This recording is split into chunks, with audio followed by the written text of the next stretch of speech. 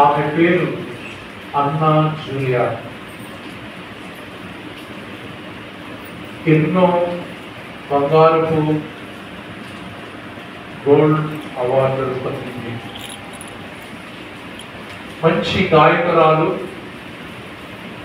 TV ప్రోగ్రామ్స్లో అనేక ప్రదర్శనలు చేసి ప్రపంచంలోనే ఉన్నతమైనటువంటి జీవితం జీవిస్తుంది. ఎన్నెన్నో విభాగాలలో తనకంటూ ఒక ప్రత్యేకతను తీసుకువస్తూ ప్రపంచంలోనే ఒక గొప్ప వ్యక్తిగా, ఉన్నతమైనటువంటి వ్యక్తిగా రూపొందుతూ ఉన్నది. అయితే ఆమె క్యాన్సర్ వ్యాధితో 40 సంవత్సరాల ప్రాయంలో గురి అయి బాధపడుతున్న సమయంలో తన జీవితంలో నిరాశ, నా జీవితాన్ని కోల్పోతున్నానని ఎన్నో బాధలకు, నిరాశకు, నిస్పృహలకు లోనై ఆమెను వెంబడిస్తున్న క్యాన్సర్ వ్యాధి నుండి ఆమె చికిత్స పొందాలని హాస్పిటల్కు వెళుతున్న మార్గంలో సెయింట్ మేరీస్ చర్చ్ గోడపైనటువంటి ఒక దేవుని యొక్క వాక్యం ఈ విధంగా ఆమెను ఆకర్షించింది. నిత్య స్తుతులకు పాత్రుడైన దేవుడు ఈ రోజు నీ గురించి శ్రద్ధ వహిస్తూ ఉన్నాడు. నిత్య స్తుతులకు పాత్రుడైన దేవుడు నీ గురించి శ్రద్ధ వహిస్తూ ఉన్నాడు. ఇక రేపటి గురించి కూడా నీ గురించి నీ దేవుడు శ్రద్ధ వహిస్తాడు. నీవు ధైర్యంగా ఉండము అన్న వాక్యం, దేవాలయము గోడ మీద ఉన్నటువంటి ఒక వాక్యం ఆమెలో ఒక ఆశను పెంచింది. ఆమెలో ఒక నమ్మకాన్ని కలగజేసింది. సహోదరి సహోదరా, నా దేవుడు నా గురించి శ్రద్ధ వహిస్తాడు, నా అనారోగ్యము నుండి నా దేవుడు నన్ను రక్షిస్తాడు అన్న నమ్మకంతో ఆ చిన్న వాక్యం, ఆ విశ్వాసముతో స్వీకరించగా ఆమె ఆ యొక్క వ్యాధి నుండి బయటపడిందని ఆమె యొక్క సాక్ష్యం కలుగుతుంది. ఇప్పుడు సహోదరి సహోదరులారా, praise the Lord, praise the Lord, praise the Lord. ప్రియులకు దేవుని బిడ్డలారా, పరమ వైద్యుడైన యేసయ్య స్వస్థపరిచే దేవుడు మన మధ్య ఉన్నాడని, విశ్వాసి యొక్క జీవనాడి విశ్వాసముతో కూడిన జీవితమని, ఈ విశ్వాసములో అనేక అద్భుత కార్యాలు చోటు చేసుకుంటున్నాయని ఈనాటి పఠనాలు మనతో మాట్లాడుచున్నాయి. ప్రియులారా, అనంతమైన దేవుడు నా గురించి శ్రద్ధ వహిస్తున్నాడు అన్న విశ్వాసపు వాక్యం ద్వారా దేవుడు ఆ బిడ్డ జీవితంలో గొప్ప కార్యం చేసి ఉన్నాడు. సహోదరి సహోదరులారా, ఈరోజు పరిశుద్ధ వాక్కుల్లో కూడా ఇదే విషయాన్ని మనం చూపిస్తున్నాడు. యేసు ప్రభు యాయూరు కుమార్తెను జీవముతో, మరణము నుండి జీవముతో లేపుతున్నాడు. అనేక సంవత్సరాలుగా రక్తస్రావముతో బాధపడుతున్న స్త్రీ స్వస్థత పొందటం మనందరం కూడా చూస్తున్నాం. ప్రియులారా, యాయూరు మతరాధ్యక్షుడు. యాయూరు సినుగోగులో జీవించేవాడు. సినుగోగులో ఉన్నటువంటి అధికారి. ఆయన జూవిష్ వర్గములో ఉన్నతంగా ఉన్నటువంటి వాడు, గొప్ప ధనవంతుడు. ఆయనకున్నటువంటి బాధ, కష్టం ఏమిటంటే తన కుమార్తె అనారోగ్యంతో ఉన్నది. బాధపడలేక తనకున్నటువంటి ధనం, ధనవంతుల యొక్క కుమార్తెకు ఆ ధనం స్వస్థత పరుస్తుందని ఆయన తన జీవితంలో ఎన్నో కోల్పోయాడు. ఇలా ఆ ధనము తనను రక్షిస్తుందని, తన కుమార్తెకు జీవాన్ని పోస్తుందని ఉన్నటువంటి రక్షించలేని పరిస్థితిలో ఉన్నాడు. ఎంతో గౌరవమైనటువంటి వ్యక్తి, ఉన్నతమైనటువంటి వ్యక్తి అయితే పిల్లరా, ఆయనలో ఉన్న బాధ, కష్టము, నిరాశ, నిస్పృహ ఏంటంటే బాధలు, అనారోగ్యములు ఉన్నటువంటి తన కుమార్తె గురించి ఆయన బాధపడుతున్నాడు. ఆ సమయంలో యేసుని గురించి వింటున్నాడు. గమనించండి, అద్భుతాలు చేసే ఒక వ్యక్తి ఉన్నాడట. ఆయన మాటను వింటే చాలు అనేక మంది ఆయురారోగ్యాలు పొందుతున్నారట, అనేకమైనటువంటి అద్భుతాలు చేస్తున్నారట. దివ్య మహిమ కలిగినటువంటి వ్యక్తిని చూడాలి అన్న తలంపుతో ఆయన తన పదవులను వదులుకున్నాడు, ఆస్తిపాస్తులను వదులుకున్నాడు, ఆయన ఉండే సంగమాన్ని వదిలిపెట్టాడు, తనకున్న బాధ్యతను వదిలిపెట్టి వినయముతో యేసు ద్వారానే నా బిడ్డకు మంచి జరిగిందని విశ్వాసముతో ప్రభు దగ్గరికి వెళ్ళాడు. ఇలా ప్రభు పాదము మీద నా కుమార్తె మరణావస్థలు ఉన్నది, నా కుమార్తె మీద మీ హస్తాన్ని ఉంచినట్లయితే ఆమె స్వస్థ పొందబడుతుందని, జీవింపగలదని చెప్తున్నాడు. పిల్లరా, యేసు ఆ బాలిక చేపట్టి తల్లితాతుమి అన్నాడు. చెప్పండి, తల్లితాతుమి అనగా ఓ బాలిక లెమ్మని నీతో చెప్పుచున్నాను. పిల్లరా, నీ జీవితంపై ఆశను కోల్పోయావా? తల్లితాతుమి అని యేసు చెప్తున్నాడు. కుటుంబ సమస్యల్లో నువ్వు నిరాశలున్నావా? తల్లితాతుమి, ఓ నా బిడ్డ, ఓ నా విశ్వాసి లేమంటున్నాడు. శోధనలో చిక్కుకొని ఉన్నావా? మృత్యు అనే పాపములు మనం జీవిస్తున్నామా? పరమ వైద్యుడు యేసు ఈరోజు తన వాక్కు ద్వారా మాట్లాడుచున్నాడు.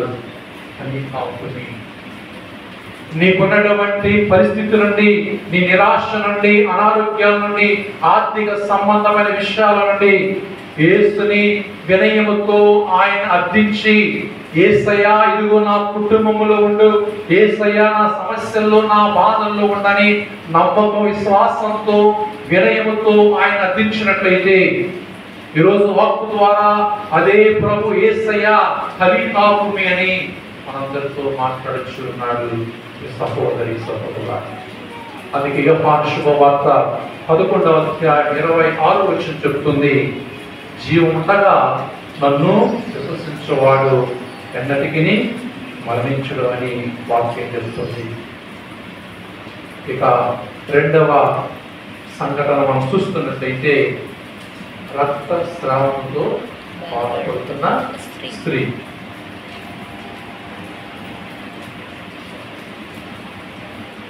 ఈమె లేవి వంశం చట్టంలో ఉన్నటువంటి ప్రభు గురించి తెలిసిన వ్యక్తి కాదు.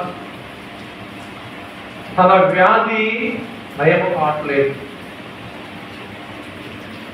12 సంవత్సరాలుగా ఆమె పొందుతున్న బాధ ఎవరితో చెప్పుకోవాలో తెలియనటువంటి పరిస్థితుల్లో పిల్లలా గమనించినట్లయితే లేవి చట్ట ప్రకారము, ఆనాటి నిబంధన ప్రకారం అనారోగ్యముతో ఉన్న వ్యక్తి సమాజములు కానీ కుటుంబాలు కానీ రాకూడదు. వారిని అపవిత్రంగా భావించే పరిస్థితుల మధ్య రక్తస్రావంతో బాధపడుతున్న స్త్రీ ఒకే ఒక నిర్ణయం. ఆమె ఉన్న స్థితి నుండి తన పరిస్థితులను తెగించింది. యేసునిలోనే నా నమ్మకం, యేసు ద్వారానే నా వ్యాధికి ప్రత్యేకమైన స్వస్థత. సమాజ పరిస్థితులను ఆమె దాటుకుని ముందుకు వచ్చింది. అక్కడ ఉన్నటువంటి సమాజపు, అక్కడ ఉన్నటువంటి పద్ధతులను బద్దలు కొట్టింది.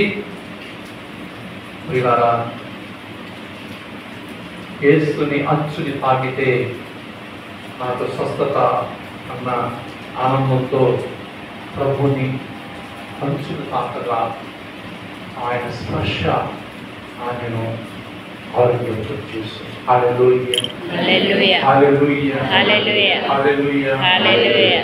వినయముతో తన పాపములను మన్నించమని ఆమె ప్రార్థన చేయగా అంచుని తాకగా గొప్ప కార్యం జరుగుతున్నాయి. సహోదరుల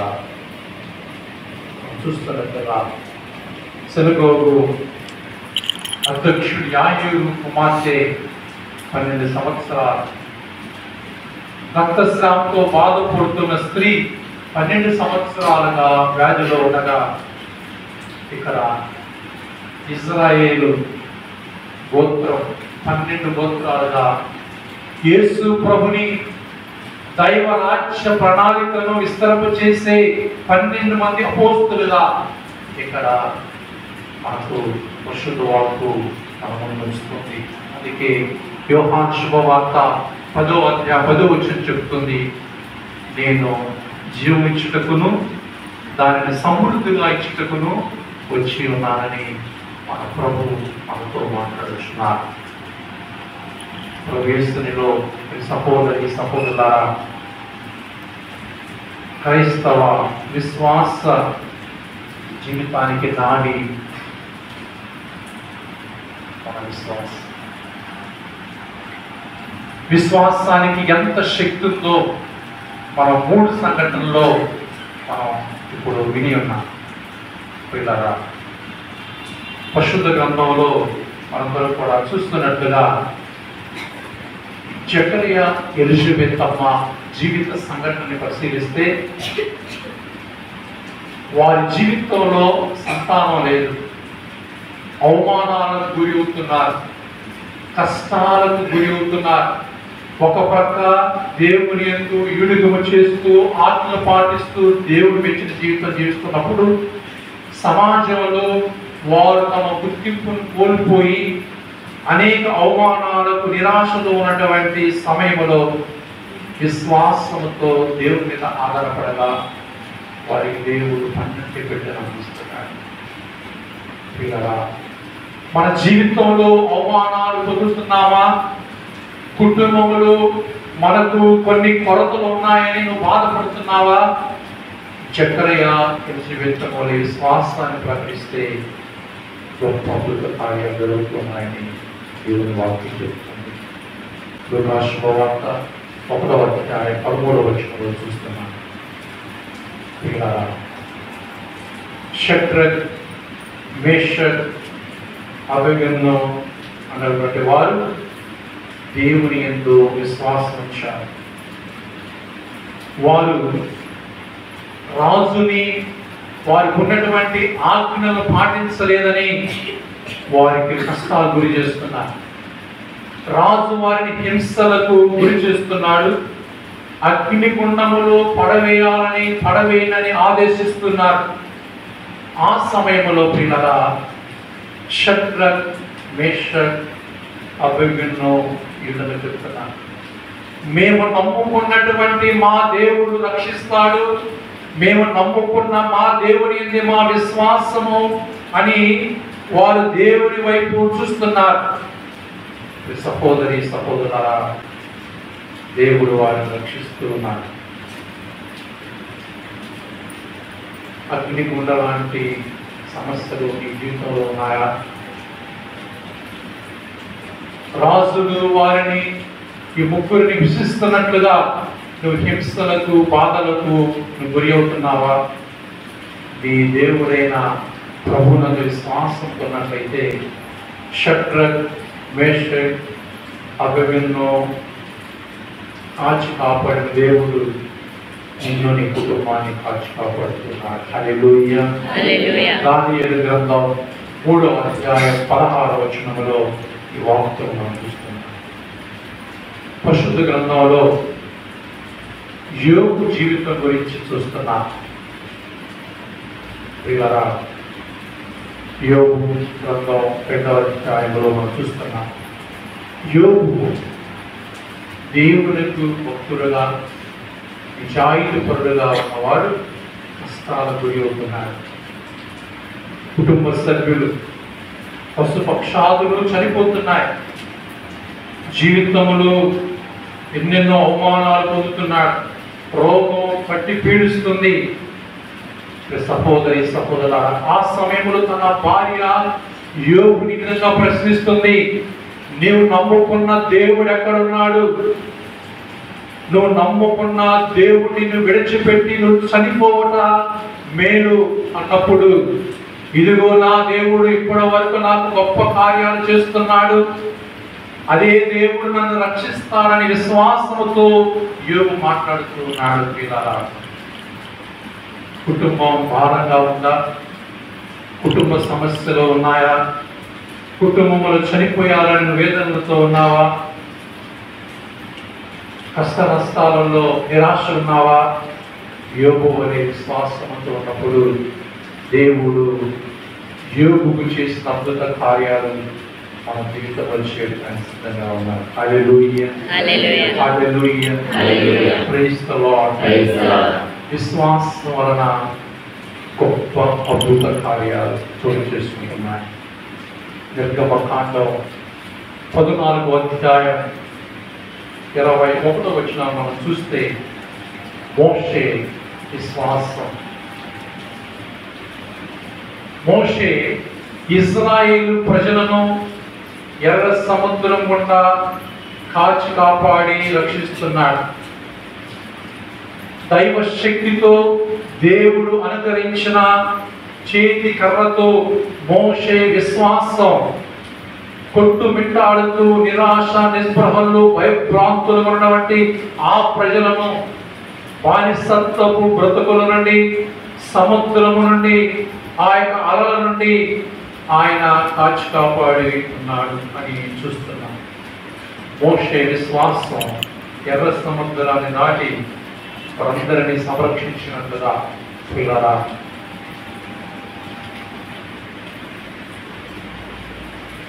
మోషే ముందు, ఆ ప్రజల ముందు సముద్రం ఉన్నట్లుగా నీ జీవితం ముందు కష్టాలని సముద్రం ఉందా?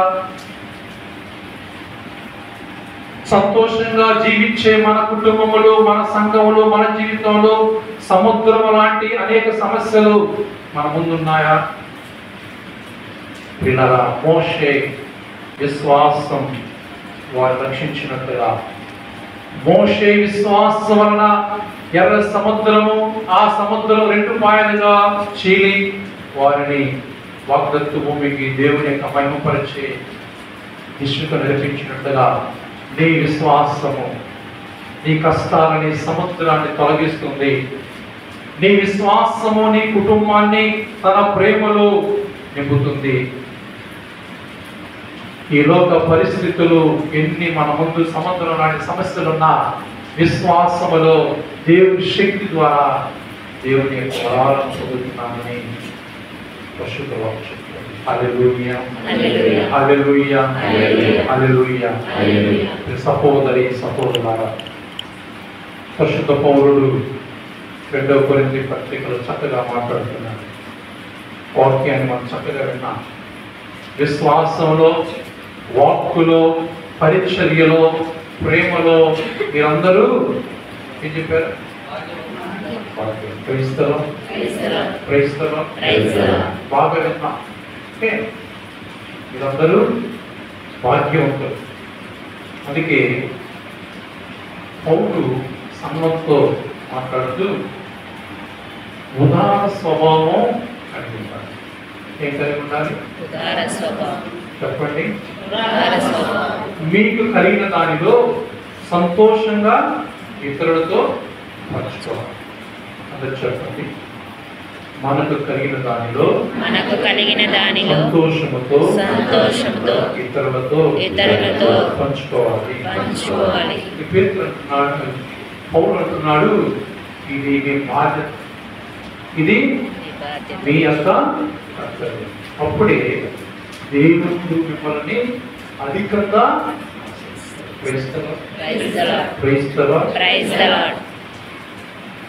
సంతోషంతో ఇతరులతో ఏం పంచుకోవాలి?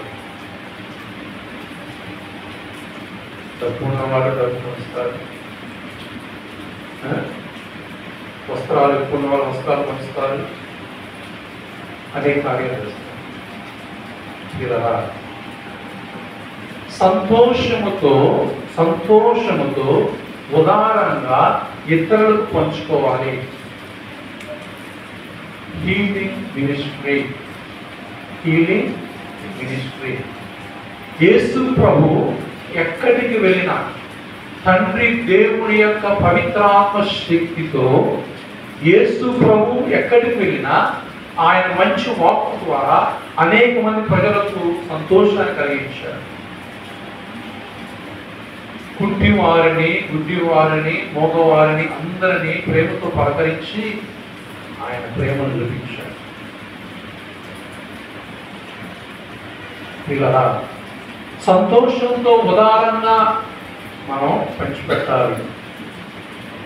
యేసుని క్రీస్తుని నామములో మీరందరూ భాగ్యవంతులు, ఎందుకనగా తండ్రి అయిన దేవుడు తన కనికరమును తన కుమారుడు వంటి యేసు క్రీస్తుని ఒక మెస్సయగా ఈ లోకానికి మన మధ్యకు పంపించి మనందరినీ కూడా భాగ్యవంతులను చేస్తాడు.